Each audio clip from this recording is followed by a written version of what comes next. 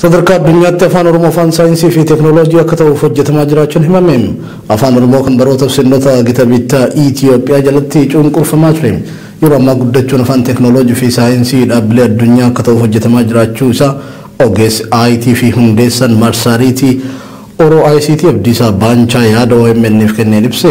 Dhaabbileen idila addunyaa kanneen akka Meta, Google, Instagram fi Telegram afaan hojii isaanii taasifachuuf hojjetaa jiran kan jedhu Abdiisaa Baanchaa kana milkeessuuf jechoota galeewwanii fi moota afaan Ingilizii gara afaan Oromootti hiikaa jira jedha.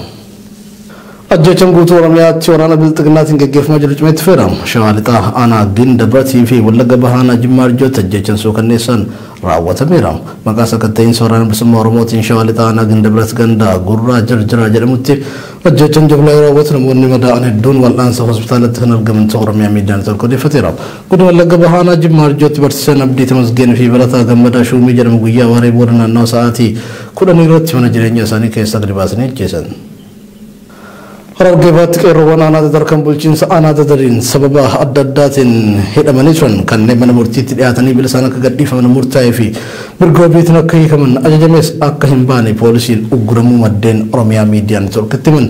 Qeerroowwan 1968 dura badii malee Oromummaa isaanii qofaaf humnoota xiqqaa bilxiginnaatiin ukkaanfaman kunneen irra jireessan mana hidhaa Hararitti hidhamanii jiru.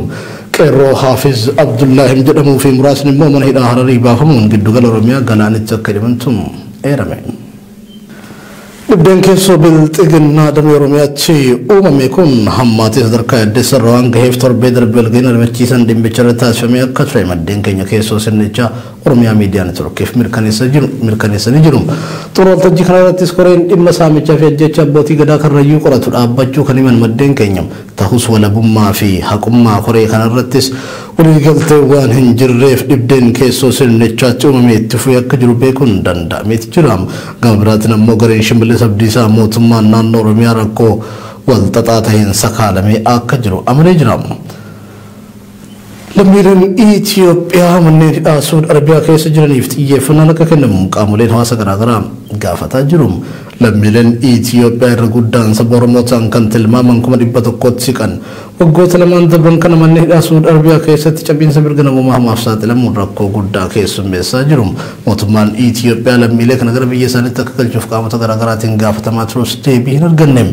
Yeroo ammaa lammiileen kun qaama isaanii irraa uffata fixachuun peestaala gurraachaan qaama isaanii haguuganii jiraataa jiru. Dararaan lammiilee kanarra gahaa jiru akka xumuramuuf qaamoleen garaagaraa marsaa hawaasummaa fayyadamuun mootummaa gaafachuu irratti argamu. Oduu ijoo keenya xumuraatiin baqattoonni Oromoo biyya Yemen magaalaa Adan jiraatan sarbamiinsa mirga dhala namaa hamaaf saaxilamne jedhan baqattoonni kunneen